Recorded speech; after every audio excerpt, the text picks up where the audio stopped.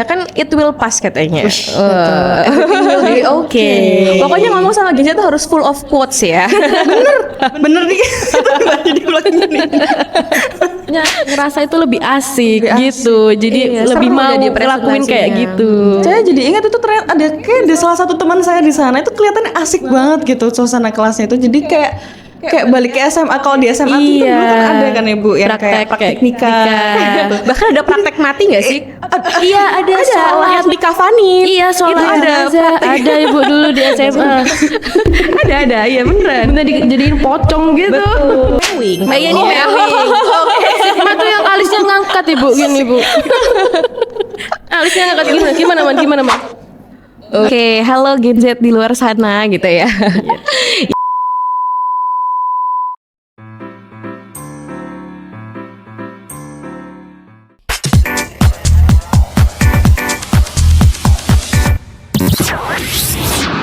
Pods, makin tahu, makin seru. AKUPN Radio, Information and Entertainment Station, the best campus radio in town. Hai AK Mania, welcome back in AK Pods, makin tahu, makin seru, with Manis Manda and Nesa. Wow. Kita lagi di segmen apa nih Man? Ini segmennya agak baru ya. Ini ada makan jajanan pasar So tradisional, yummy. so yummy. Terus ada ini agak 90s gitu. 90s, tapi kita bahasnya bukan 90s bukan. Nah, ini aku bisa bilang segmen ini beda dari segmen-segmen sebelumnya. Kenapa kita sangat amat beda? Karena gestar kita spesial. Iya, beda dari yang lain. Karena Beda dari yang sebelumnya biasa aja. Kita mah beda. Waduh, udah ada suara yang spill nggak ini? Siapa? Langsung aja nggak sih kita kasih sambut kepada Bu Farika. Silakan. Halo, selamat pagi teman-teman. Lagi. Ini yang bikin spesial nih hari ini. Sangat amat spesial. Kalau yang lain teman-teman kita langsung dosen. Yang lain Aduh, martabak kali ya spesial nih ya. pakai telur Ibu. Biar makin spesial ya Bu. Kalau spesial versi saya tuh harus KitKat gitu ya, sama green tea. Oh, berarti ini salah ini Bu. Tapi kita lokal Ibu, kita lokal dulu. Nanti kita ke Indomaret dulu. Oh, nggak boleh sebut. Ke warung Madura dulu. Oke. Ibu mungkin boleh perkenalan Ibu ini sebagai apa di sini, lalu mengajar mata kuliah apa, aktifnya seperti apa, kegiatan sehari-harinya mungkin seperti apa, boleh dikenalkan. Oke, senang banget nih hari ini bisa diundang sama Ekemania ya. Ekemania di studionya yang baru dari Laboratorium Radio. Nah, hari ini saya datang sebagai apa ya? Guest star. Iya. Halo teman-teman, mungkin baru kenalan nih hari ini. Nama saya Farika Rahmawati. Kebetulan ini bestinya teman-teman sih sebenarnya ya. Kalau dibilang dosen, ya alhamdulillah memang hobi saya tuh selain ngajar juga ngobrol dan juga diskusi sama mahasiswa. Gitu. Nah, kalau di waktu luang sih jadi content creator ya. Lebih sukanya itu ngelihat apa sih yang kalian buat, karya-karya terbaru kalian nih di sosial media. Keren. Keren banget. Berarti Ibu ini konten kreator, aktif di konten kreator sebagai apa Bu? Sebagai di TikTok atau di Instagram atau seperti apa? Oke, jadi saat ini sih memang full time-nya sebagai seorang dosen ilmu komunikasi tentunya di UPN Veteran Jawa Timur. Dan kemudian saya mungkin sejak beberapa tahun terakhir sedang suka banget menjadi seorang konten kreator edukasi. Jadi membagikan ilmu-ilmu, tips-tips kuliah, ngobrolin soal skripsi, ngobrolin juga soal public speaking dan juga personal branding. Gitu. Keren banget Bu Farika. Jadi meskipun sebagai dosen itu tetap bisa jalanin sebagai konten creator ya. Life balance. Life mas balance. Justru itu hobinya ya. Oh, hobi, jadi hobi. Jadi bukan pekerjaan utamanya. Happy gitu ya Bu ya. Sampingan sedikit. Iya benar. Sampingan sekalian kerjaan juga. Betul, betul. Kasih edukasi ke teman-teman. Kita langsung masuk aja nggak sih ini tema ngobrol-ngobrol kita. langsung. Jadi kan tema kita ini kan Sigma ya Bu. Ini sudut insight generasi milenial anak zaman now. Jadi kita nih di sini kan sebagai generasi Z gitu Gen Z, dan Bu. Ibu dari generasi milenial. Tapi Jadi kayaknya nggak jauh-jauh. dia nggak jauh Dari banget ya. mukanya masih muda banget. masih sangat Atau jangan-jangan Gen Z sebenarnya nih. Iya, kebetulan bukan. Boleh bahas usia di sini. Oh. Tidak keberatan. Iya, kalau saya sih sebetulnya masuknya milenial akhir ya teman-teman ya, karena seingat saya Gen Z itu mulai 9798 ya. Saya lahir di tahun 95. Jadi kalau dibilang milenial ya milenial akhir, tapi juga berdekatan dengan Gen Z. Itulah kenapa mungkin yang ngebuat kadang nih Bu Farika gaul banget katanya jadi dosen ya, karena sebenarnya mungkin saya juga punya adik yang juga Gen Z dan juga selalu ngajar mahasiswa yang Gen Z. Saya pikir karena ngajar mahasiswa itu kan pasti nular ya vibes-nya. Jadi kebawa banget ya, jadi ada vibes Gen Z-nya kali ya.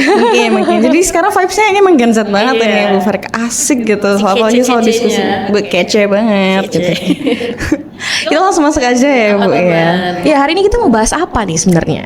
Nah, kan Ibu tadi udah menjelaskan kalau Ibu itu sebagai seorang content creator Di gitu. TikTok khususnya ya, Bu. Aktif di TikTok. Nah, TikTok ini kan banyak banget ya Bu, kayak Gen Z berkeliaran di TikTok, bikin video dan segala macamnya. Dan Ibu datang sebagai content creator yang memberikan edukasi gitu. As dosen. As a dosen betul tentunya. Nah, menurut dari pandangan Ibu sendiri ini, pengaruh TikTok itu buat ke generasi Gen Z itu gimana? Dari pandangan, khususnya dari pandangan generasi milenial ya, gitu. Pasti ada perbedaan gitu. Oke, jadi kalau kita ngomongin sosial media nih emang kajiannya komunikasi banget ya.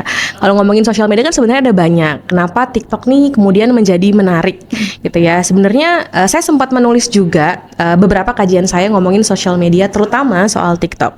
Nah, jadi kalau ngomongin soal TikTok, kenapa sih dia menarik? Karena dulu kan dia basicnya kan dance ya, musik. Dari Musical.ly terus kemudian jadi TikTok. Jadi memang awal penggunanya itu lebih dekatnya lebih dengan musik. Gitu. Nah, tetapi semakin kesini gitu ya, saya juga pernah menulis artikelnya di salah satu media massa bahwa TikTok sekarang jadi rebranding, bukan lagi hanya sebagai media sosial hiburan, tapi juga media sosial edukasi. Nah, salah satu faktor pentingnya yakni kita tahu sejak adanya pandemi COVID gitu ya, barangkali banyak akses pelajaran yang kemudian tertutup, jadi nggak sekolah, jadi nggak ngampus, tapi semuanya by online learning. Nah, sehingga akhirnya saya merasa bahwa di situ ruang-ruang yang awalnya bosenin nih kita bahas di kelas tuh nggak ngapa-ngapain, di rumah nggak ngapa-ngapain. Nah, akhirnya mulailah muncul ide-ide untuk oke deh kita coba ngajar tuh nggak cuma di Zoom, tapi juga melalui ruang-ruang lain. Saya juga aktif di YouTube, di Instagram, di TikTok. Nah, tetapi ternyata karakteristik TikTok ini memang unik gitu ya, karena dia punya jalur FYP seperti yang teman-teman tahu. Jadi kalau di platform lain mungkin kita harus follow dulu untuk bisa lihat gitu ya, karena ada privacy di sana. Tapi di TikTok, mana konten yang kemudian baik dan banyak engagementnya, maka dia akan muncul di beranda walaupun kita awalnya nggak kenal. Nah, sebenarnya peluang itu sih yang diisi gitu ya, bahwa yang sebelumnya kita mungkin nggak kenal, tapi kita bisa saling berinteraksi melalui konten yang lewat di FYP itu. Betul. Biasanya juga yang di FYP itu yang muncul videonya Bu Farika yang pakai sapaan script Sweet Bestie. Iya. Script Sweet Bestie. Meskipun kita Script belum sweet. meskipun kita belum ke fase itu Bu, tapi kayak kita lihat videonya Menarik. Iya ya, itu awalnya jadi ceritanya gini, kan saya tuh suka lihat mahasiswa itu nge-labelin skripsi itu dengan script sheet ya. Oh iya. Ya, jadi kemudian akhirnya yang muncul adalah ujian-ujian dalam skripsi ya kan. Kalau kita selalu ketemu dengan bad vibes ya kan, script sheet ya akan shit terus kelihatannya. Nah, tapi saya kemudian pas saya mulai ngonten, saya mikir bahwa sebenarnya skripsi itu nggak sesusah itu kok. Tapi kita harus melihatnya dari sudut pandang yang positif. Makanya saya buatlah script sweet. Jadi skripsi itu manis lah ya, bestie. Manifesting gitu. berarti sebagai sebuah manifesting gitu loh. Kalau sebenarnya nggak perlu ditakutin gitu ya buat nggak sehoror. meskipun lagi Halloween nggak sehoror Gitu. Iya, ini Oktober banget ya momennya ya. Ini pasca Halloween. spooky. Nah, kan meskipun ibu ada konten-konten edukasi, tentunya kan ibu juga bahas mengedukasi di teman-teman secara offline itu kan di As a kampus. dosen itu gimana sih Bu? Kan ngajarnya tuh biar efektif dan bisa masuk ke para Gen Z itu Betul. pakai metode gimana? Metode gimana? Caranya gimana biar masuk? Jadi Gen Z juga kayak kita bisa menerima gitu. Meskipun ada gap umur, bahasannya beda, tapi gimana caranya biar ibu tuh bisa masuk ke hatinya Gen Z gitu. Oke, ini emang susah-susah gampang ya. Kalau ngomongin Gen Z nih, kita harusnya tuh reverse dulu ke apa sih sebenarnya karakteristik Gen Z yang paling kuat gitu ya. Nah, seperti yang kita tahu bahwa Gen Z ini memang lahirnya kan dari awal lahir gitu ya.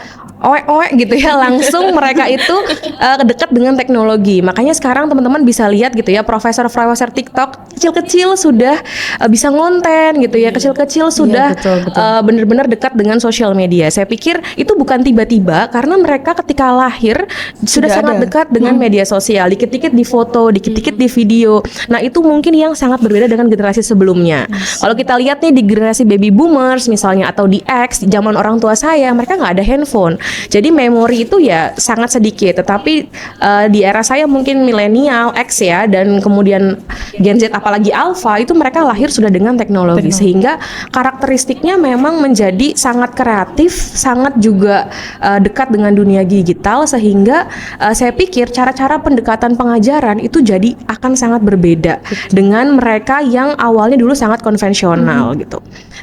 Ini sudah saya terapkan gitu ya, mencoba. Kalau misalnya zaman saya sekolah dulu gitu ya, saya tuh sering main recorder. Tahu recorder ya? Zaman SMP tuh kalau ada pelajaran seni budaya kayak Nobita lah ya, saya tuh selalu dipukul pakai penggaris gitu ya.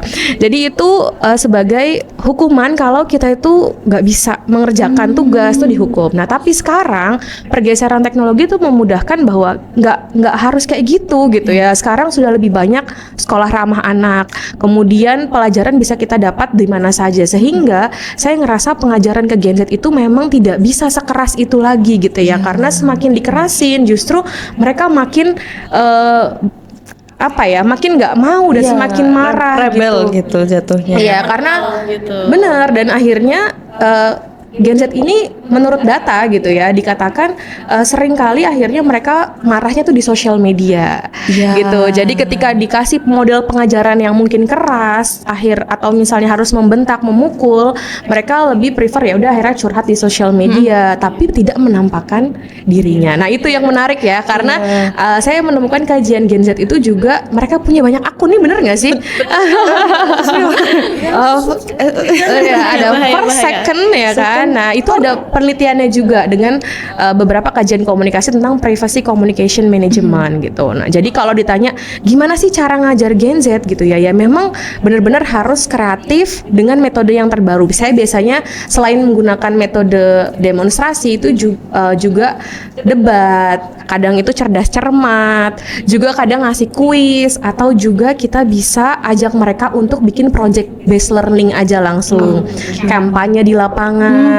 Terus juga bikin majalah kalian, bikin film, bikin podcast kayak gini. Nah, menurut saya itu adalah lebih Gen Z banget dibandingkan dengan cara-cara lama generasi sebelumnya. Betul. Ini Manda sebagai Gen Z ini ya Bu, jujur banyak banget ketemu sama teman-teman yang sebenarnya gampang bosen gitu kalau di kelas gitu ya. Jadi gampang ngantuk. Jadi memang benar kata Bu Farika Ganes, metode pembelajaran itu berpengaruh gitu, maaf Bu, cuma berpengaruh gitu buat kita. Jadi kadang justru untuk metode pembelajaran yang langsung project itu jadi lebih seru gitu, karena ada challenge-nya. Biasanya Gen Z itu kan yang dicari challenge-nya. Gak hanya materi langsung teori langsung dipraktekkan, harus gimana gitu. Ya, itu yang sering saya temukan ya. Jadi mahasiswa zaman sekarang tuh ketika dikasih tulisan, misalnya buatlah tulisan gitu ya, mereka cenderung ya udah pakai AI aja gitu. Jadi tulisannya nggak tulus gitu ya, nggak bisa mengalirkan semua yang ada di kepala mereka. Justru ketika dikasih project learning, project based learning, kayak bikin campaign ya, bikin event ya, tuh hasilnya bagus banget. Niat gitu ya. Niat, bikin packaging produk tuh bagus. Kalau bikin event tuh bener-bener sampai yang wah, sampai pesertanya tuh bener-bener ngasih testimoni bahwa UPN nih keren banget gitu. Itu di luar, apalagi presentasi ya. Kemarin saya tuh lucu banget di kelas bela negara, saya minta mereka untuk presentasi soal tradisi. Kalian tahu mereka ngapain? Kenapa Ibu? Nikahan dong.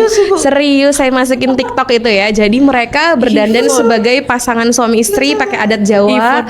Terus presentasinya mereka datang dari belakang, dikasih suara gamelan, terus mereka sungkeman di kelas, dan itu mereka menunjukkan bagaimana cinta mereka terhadap budaya Indonesia. Salah satunya dengan tradisi menikah itu tadi, adat-adat Jawa. Karena pasti murid-muridnya ngerasa itu lebih asik gitu, jadi Iya, lebih seru mau jadi ngelakuin kayak presentasinya. gitu. Saya jadi ingat itu ternyata ada kayak ada salah satu teman saya di sana itu kelihatannya asik banget gitu suasana kelasnya itu. Jadi kayak balik ke SMA. Kalau di SMA tuh dulu kan ada kan Ibu yang kayak praktek nikah. Bahkan ada praktek mati nggak sih? Iya, ada sholat. Yang dikafanin. Iya, sholat Itu ada jenazah. Ada Ibu dulu di SMA. ada, iya beneran. Bener dijadiin pocong gitu. Betul, iya. Jadi asik banget. Itu bakal core memori kalian. Iya ya? banget. Memori. Banget. Jadi saya di kelas ini agak waduh beda nih. Nah itu saya terapkan juga di kelas Pancasila sih sebenarnya. Jadi mereka saya minta untuk bikin project-project kemanusiaan. Nah salah satunya adalah ya kalian lihat ya kayak sekarang Pandawara misalnya, mereka bersih-bersih lingkungan. Nah itu yang saya gerakkan di kelas Pancasila. Jadi mereka boleh ke panti asuhan, terus kemudian mereka menggunakan bakti sosial. Mereka juga boleh ngajak anak jalanan tuh membaca, berdongeng, dan mereka juga bikin project-project kayak bersih-bersih lingkungan, jadi Karang Taruna. Nah mereka juga bisa bikin produk-produk ya semacam KKN gitulah ya. Itu project kemanusiaan itu jauh lebih bagus-bagus banget ternyata daripada hanya membuat paper gitu ya.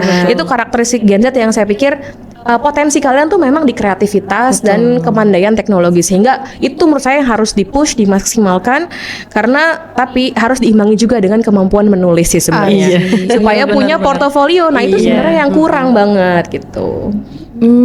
Jadi kalau misalnya ini ada nggak sih mahasiswa yang kayak curhat gitu ke Bu Farika, harus bikin paper tapi harus bikin project juga gitu. Misalnya dia curhat gitu, pernah nemuin mahasiswa yang seperti itu nggak Ibu? Tentunya pernah ya, karena mahasiswa ini kan sering banget diskusi sama saya gitu ya. Saya pikir, nah ini juga menarik ya dari generasi Z. Kalau kita lihat dari kacamata saya sebagai seorang dosen gitu ya. Kebetulan saya pernah penelitian itu tentang hubungan antara orang tua dan anak terhadap generasi strawberry.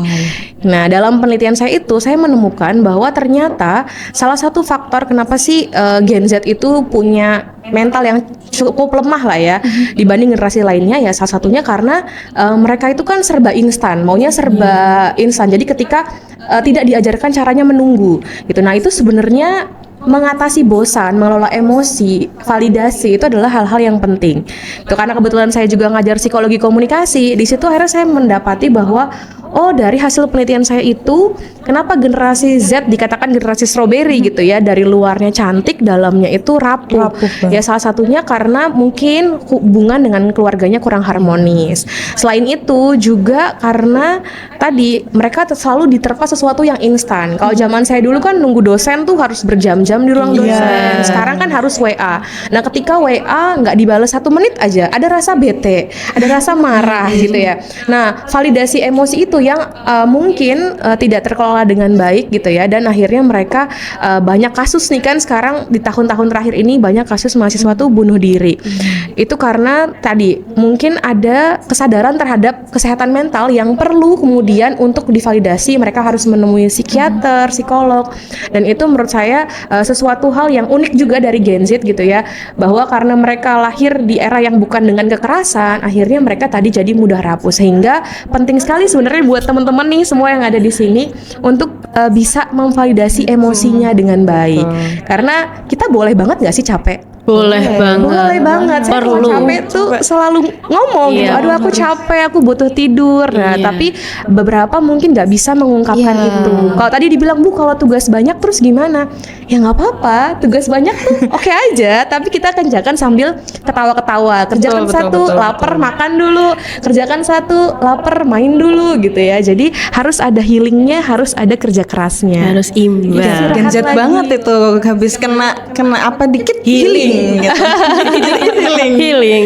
Nah itu tapi bener juga ya, Iya, memang bagus karena kan mereka kalian gini ya, oke abis belajar self reward, lalu Iya, beli betul. barang gitu ya. Barang, es krim, semuanya diborong gitu. Beli make up, beli lipstick gitu.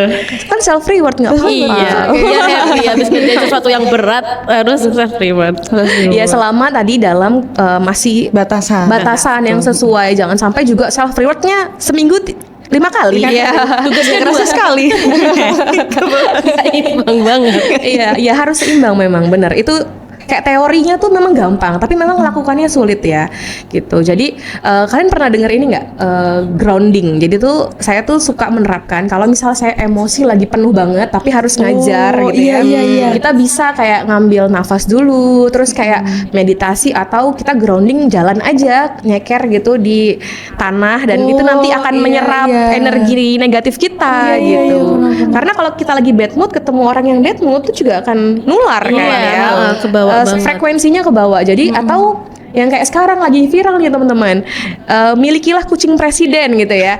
Karena kucing itu juga menyerap energi negatif ternyata menurut riset teman-teman. Jadi kalau kita ngerasa bad mood, mungkin nggak bisa cerita sama teman, nggak ada yang kita percaya kan anak Gen Z trust issue ya. Iya. Spill lagi. Terus ini kayak gitu. Emang Bisa tahu banget. gunakan tadi apa namanya grounding atau cari hewan-hewan yang memang menyerap energi negatif. Tapi tetap menurut saya yang kalau saya paling sering gunakan ya tetap sesuai dengan iman saya sih ya. Kalau di agama saya tuh sholat itu udah yang paling indah sih. Masya Allah. Iya, iya. Masya Allah, tabarakallah. Karena nggak semua Gen Z bisa menikmati kesepian, bener nggak? Iya. Padahal kalau di agama saya, misal kayak sholat tahajud itu kan kita menikmati kesendirian ya, menikmati waktu yang present time. Kita tuh cuma ada kita dengan yang kita percaya melihat kita dari jauh, maksudnya Allah. Nah tapi nggak semua orang itu bisa. Kadang saya mengamati adik saya yang Gen Z, mereka tuh nggak betah kalau dikit aja tuh nggak scroll handphone. Jadi kayak misalnya ya nunggu antrian. Iya. Itu tuh pasti sambil scroll. Sambil Iya, scroll. betul. Bahkan kamar mandi scroll. Iya, padahal kalau zaman saya kecil gitu ya, ya kamu tunggu antri itu ya sabar menunggu. Nah, itu ketenangan emosi, pengelolaan sabar, tidak berburu-buru. Nah, itu juga penting sekali untuk generasi zaman sekarang. Iya, karena emang ada kebiasaan dari awal. Jadi kalau nggak gitu kayak apa? Kosong, Kayak agak kurang. anxiety gimana Apa gitu ini? ya. Gitu. Aduh, iya. Maaf Ibu, ini dari tadi aku lihat saya lihat dari sana itu sudah di Takut kita itu, takut Kenapa mau banget. ikut join diskusi maksudnya? Iya, mungkin mau join diskusi. Iya, gak sabar Asik banget juga. ini soalnya Gak ini. sabar juga. Nah, sebelum kita meng-close agak sedih ya. Iya. Padahal tadi asik Udah bentar banget. kok, bentar banget. Jam berapa sih, Manda? Belum jam segini loh. Nanti kita diskusi mungkin Oke. di luar ini ya, di luar ini. Off cam aja. Off cam aja. Gitu. Nah, tadi kan kita sudah cerita banyak-banyak ya Ibu. Mungkin sharing-sharing sedikit Tentang tentang Gen dari Z, kacamata Ibu, iya, dari Gen Z, beda gitu. generasi memandang kita Gen Z, apalagi dari dosen, dari tentang content creator yang aktif di TikTok gitu. Nah, kalau kita boleh minta nih kesan dan pesan yang bisa Ibu sampaikan buat Gen Z gitu. Gen Z di luar sana siapapun itu, betul, tidak betul. hanya anak-anak ikom. yang harus menggunakan sosial media yang Iya, baik, yang benar gitu. Gimana Ibu? Oke, halo Gen Z di luar sana gitu ya.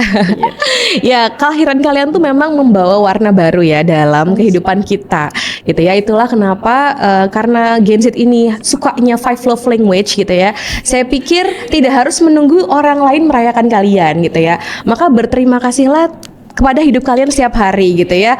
Terima kasih hari ini sudah podcast hari ini gitu ya. Hari ini kita semua akan lancar. Terus kita juga mewarnai gitu ya hidup kita tuh dengan happy aja. Jadi nggak usah terlalu overthinking. Ini kan salah satu tanda bahwa Anda itu kepalanya berisik ya. Padahal kepala berisik itu baik, tapi kalau terlalu berisik itu membuat Anda menjadi nggak produktif.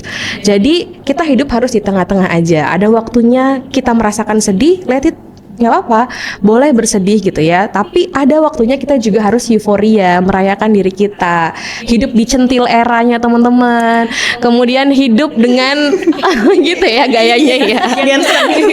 Iya, hiduplah dengan penuh apa yang kamu nikmati saat ini kan, very demure, very cutesy. Itu udah sangat indah. Jadi pesan saya jangan banyak mengeluh dan batasi privasi kalian karena nggak semua orang suka dengan kesulitan kalian, tetapi biarkan gitu ya semesta mendukung kalian sesuai jalan yang kalian upayakan. Hiduplah dengan baik dan juga teruslah produktif. Mungkin itu ya pesan untuk Gen Z di luar sana supaya saya nggak pingin kalian tuh ketergantungan obat atau putus harap. Lebih kepada apa yang potensi yang sudah kalian punya itu harus dimanfaatkan semaksimal mungkin. Untuk generasi emas 2024 ya. Dikasih word affirmation kayak gitu. Kita love language banget ya bener. Langsung kesenggol lagi tadi love language itu penting ini memang. Iya. Sangat terharu. Terima kasih banyak Bu Farika Atas kata-kata manisnya. Ini nanti pasti langsung saya jadikan JJ ini. Oh iya. Kata-katanya nanti kalau sudah upload Kata-katanya Bu Farika aja. Apete. lagi viral. Bikin video habis ini. Oke. Oh my god, ini sangat-sangat insightful. Terima kasih banyak ya Bu Farika. Semoga konten-kontennya Sangat terus berguna, muncul terus nih meskipun ide-ide baru, betul. meskipun kita nggak lihat sering tapi selalu muncul di FYP itu sangat kayak wow ini dosen aku nih. Sangat Kan saya jagain kalian dari jauh ya. gemas. Oh ya, Ibu mungkin boleh banget promosi Ibu. ini media sosialnya Ibu biasa tahu. Oke, saya suka banget upload konten positif gitu ya, baik itu tentang edukasi, boleh di TikTok saya @FarikaRahmawati atau di YouTube saya juga Farika Rahmawati. Langsung di follow, langsung buka. Ini nggak apa-apa belum selesai langsung dibuka aja. Iya, harus langsung di follow. follow gitu. Biar langsung masuk afirmasi itu penting ya buat Gen Z buat ya. kita yang kuliah lagi masih di ombang-ambing. Harus semangat tapi ya. Harus. Kita terus semangat ya Bu. Harus. Iya kan it will pass katanya. Oke. Pokoknya ngomong sama Genja tuh harus full of quotes ya. Bener nih. Baca di blog ini. Setuju besar itu. Setuju besar. Oke, gitu aja. Podcast segmen apa gitu? Segmen Vol 6. Oh iya. Segmen Vol 6. Segmen Sigma. Itu Gen Alpha sebenarnya itu. Iya. Sigma itu. Ibu tahu Sigma? Mewing. Mbak Yani Mewing. Sigma tuh yang alisnya ngangkat Ibu gini Bu. Alisnya ngangkat gimana man? Bisa. Susah itu ya. Sigma mewing gitu ya. Oke, terima kasih teman-teman semuanya. Terima kasih ya Kemani yang sudah nonton. Bentar Terima kasih dong, juga. Bentar. Oh bentar, kenapa? Kita harus promosiin acara kita. Oh iya, acara gimana ini. sih? Maaf. Oke, jangan lupa teman-teman buat follow EKUPN Radio di Instagram dan di YouTube, lalu di Spotify ada Akrab. Dan terima kasih juga kepada Ibu Farika Yang sudah bersedia hadir di tempat Sama-sama. Betul, memberikan banyak banget Kurang nih ya insightful. 30 menit. Iya, betul. Nanti kita bikin aja ya Ibu ya. Kita bikin part 2, part 3. Betul, teman-teman jangan lupa buat pantengin terus EKUPN Radio dan Ekpot karena akan banyak segmen-segmen baru, konten-konten Iya, baru untuk teman-teman Yang pastinya semuanya. sangat seru. Dan jangan lupa pantengin IG-nya Ibu Farika dan Oh, TikToknya ya. Ibu Farika. Betul, langsung pastinya. Oke. Langsung kita closing statement. Sedikit sedih. Sudah selesai. Oke, untuk terakhir Ibu mau ikut coba? Boleh, mau Oke. dong. Gimana? Kalau kita bilang EKUPN Radio, nanti bilangnya Information and Entertainment Station, the best campus radio in town. Iya, Oke. Nah, kalau yang EKPods-nya makin tahu, makin seru. Makin seru. Oke, sudah siap Ibu? Insya Allah. Oke. Kita langsung mulai aja. Oke. 1, 2, 3. EKUPN Radio, Information and Entertainment Station, the best campus radio in town. EKPods, makin tahu, makin seru. Bye bye. See you. Terima kasih teman-teman. Terima kasih Ibu. Terima kasih Kakak Ganes dan Kakak Manda.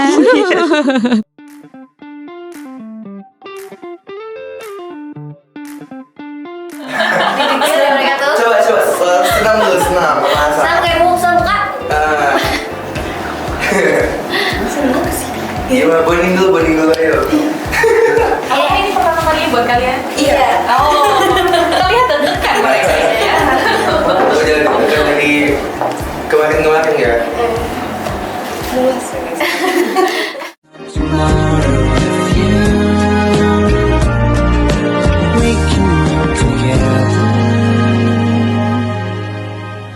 With you